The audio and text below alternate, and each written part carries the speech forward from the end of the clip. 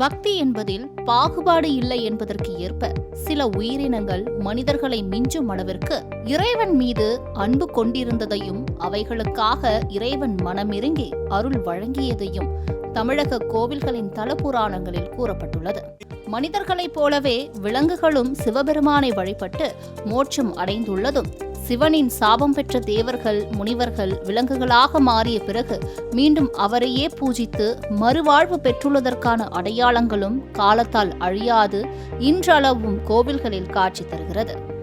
திருவாரூர் மாவட்டம் திருப்பாம்புரம் என்ற தலத்தில் ஆதிசேஷன் என்ற பாம்பு சிவனை வழிபட்டு சாப விமோசனம் பெற்றதைப் போல காகமாக மாறிய யமனும் அணிலாக மாறிய இந்திரனும் குரங்காக மாறிய வாலியும் குரங்கினில் மூட்டம் என்ற தலத்தில் சிவனை வழிபட்டு சாப நிவர்த்தி அடைந்துள்ளனர்.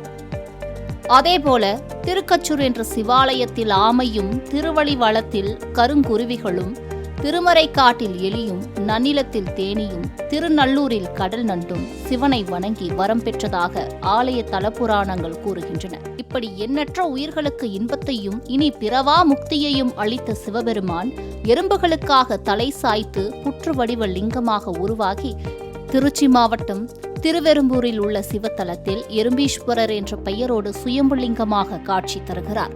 தாரகாசுரன் என்னும் அசுரன் தான் பெற்ற வரத்தினால் தேவர்களையும் முனிவர்களையும் துன்புறுத்தி வந்தான். இந்திரலோகத்தை இழந்த தேவர்கள் அரசனுக்கு பயந்து எறும்புகள் உருவமெடுத்து இக்கோவிலுள்ள ஈசனுக்கு வழிபாடுகள் நடத்தினர். தினமும் 1000 கருநெய்தல் மலர்களை எடுத்து சென்ற எறும்புகள் சிவலிங்கத்தின் மீது உள்ள எண்ணெய் பசையால் ஏற முடியாமல் துன்பத்திற்கு ஆளாகின.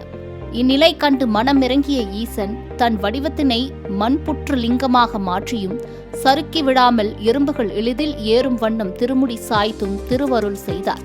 எந்த உயிர் ஈசனிடம் தலை வணங்குகிறதோ அவர்களுக்காக அன்பு செய்யும் ஈசன் இங்கே சிறு எறும்புகளுக்காக புற்றுமண் சிவலிங்கமாக மாறி உள்ளார்.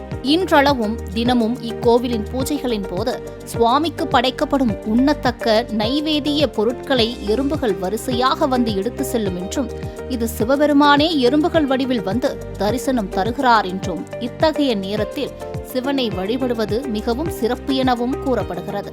தேவர்கள் முனிவர்கள் எல்லாம் வந்து இறைவன் கிட்ட சரணடைஞ்ச உடனே அவர் என்ன பண்ணுறாரு, அவனுக்கு தெரியாமல் நீங்கள் கொஞ்ச நாள் எறும்பு வடிவத்தில் இருங்க அப்படின்னு சொல்லிட்டு அவரே வந்து புற்றில் ஒரு லிங்கமாக மாறி அந்த லிங்கத்து மேலே அதில் கொஞ்சம் எண்ணெய் பசை இருந்ததால் அந்த தேவர்கள் முனிவர்களால் ஏற முடியல அந்த புற்றில்.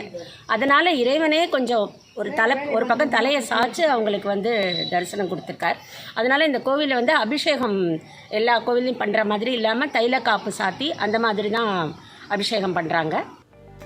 சிறு ஜீவன்களுக்காக தலை சாய்த்த லிங்கத்தின் மத்தியில் ஒரு பிளவு இருப்பதால் பார்வைக்கு லிங்கம் 2 பகுதிகளாக பிரிந்திருப்பது போல காட்சி தருகிறது.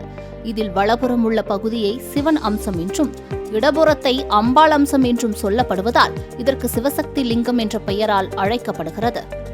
சிவன் இல்லாத சக்தி இல்லை, சக்தி இல்லாத சிவன் இல்லை என்பதை உணர்த்தும் அற்புத லிங்கத்தை காண கண் கோடி வேண்டும் என்கிறார்கள் பக்தர்கள். இறைவனின் சன்னதியின் முன்புறம் உள்ள அம்பாள் நறுமணம் வீசும் கூந்தலுடன் இருப்பதால் நறுங்குழல் நாயகி என அழைக்கப்பட்டு அன்னை ஒவ்வொரு நாளும் ஒவ்வொரு வகையான அலங்காரத்தோடு காட்சியளித்து பக்தர்களுக்கு அருள் பாலிக்கிறார். இந்த ஆலயம் ஒரு சிறிய குன்றின் மீது அமைந்துள்ள நிலையில் கல்லில் வெட்டப்பட்டுள்ள சுமார் 125 படிகளின் மீதேறி கருவறையில் உள்ள சிவனை பக்தர்கள் வழிபட்டு வருகின்றனர். ஆதிசேஷனுக்கும் வாயு பகவானுக்கும் தங்களில் யார் பெரியவர் என்று ஏற்பட்ட சண்டையில் உடைந்த தெய்வீக மலையான மேருமலையின் ஒரு பகுதியே இக்கோவில் இருக்கும் மலை என்று கோவில் புராணங்கள் கூறுகின்றன. கோவில் பிரகாரத்தில் மிகவும் உக்கிரமாக இருக்கக்கூடிய சொர்ணகால பைரவர் சன்னதியும் அதற்கு நேரெதிரே கஜலட்சுமி சன்னதியும் இருப்பதால் ஒரே நேரத்தில் இந்த இரு தெய்வங்களையும் வழிபடுவதால் நமது பயங்கள் கவலைகள் நீங்கி நம்மிடம் ஐஸ்வர்யங்கள் பெருகும் என்பது நம்பிக்கையாக இருந்து வருகிறது. இந்த ஸ்தலத்தில் பரிகார ஸ்தலமாக வழிபாடு மக்கள் நிறைய பேர் பிரார்த்தனை பண்ணுறாங்க.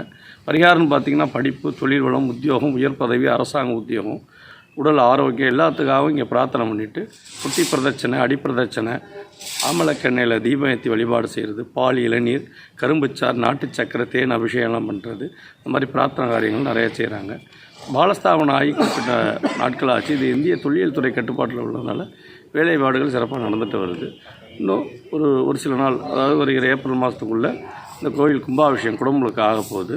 கருவறைக்கு பின்புறத்தில் காசி விஸ்வநாதர் சன்னதிக்கு மத்தியில் சண்முக சுப்பிரமணியர் தனி சன்னதியில் வள்ளி தெய்வானையுடன் காட்சியளிப்பதோடு இவர்களது பீடத்திற்கு கீழே அருகோண சக்கரம் இருக்கிறது. சுவாமியையும் இச்சக்கரத்தையும் சேர்த்து வணங்குபவர்களுக்கு எத்தகைய தோஷங்களும் தீரும் என்பது திடமான நம்பிக்கையாகும். உடல் மற்றும் மனதளவில் மிகுந்த சோம்பல் திறன் கொண்டவர்கள் இக்கோவிலுக்கு வந்து வணங்கினார் அந்த சோம்பல் குணங்கள் முற்றிலும் நீங்கி ஊக்கம் மற்றும் சுறுசுறுப்போடு உழைக்கும் குணம் உண்டாகும் என்று அனுபவம் பெற்றவர்கள் கூறுகின்றனர். மாலை முரசு தொலைக்காட்சிக்காக திருவெரும்பூர் செய்தியாளர் வெங்கடேசனுடன் கலைமாமணி நந்தகுமார்.